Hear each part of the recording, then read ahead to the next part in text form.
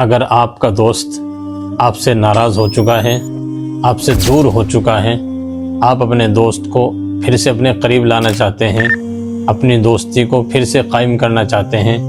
جائز محبت اپنے درمیان پیدا کرنا چاہتے ہیں، دشمنی اور عداوت اور نفرت کو ختم کرنا چاہتے ہیں، تو آپ کو بروز جمعے کی نماز کے بعد اول آخر 11 مرتبہ درود ابراہیمی اور 313 مرتبہ یا اللہ یا جامع پڑھنا ہے، اور مسلسل یہ عمل آپ کو 7 ہفتے تک کرنا ہے، یعنی ہر جمعے میں جمعے کی نماز کے بعد کرنا ہے۔ اس دوست کا تصور ذہن میں رکھتے ہوئے، چہرہ ذہن میں رکھتے ہوئے اللہ سے دعا بھی کرنی ہے، اور روزانہ نماز فجر کے بعد اول آخر 11 مرتبہ درود ابراہیمی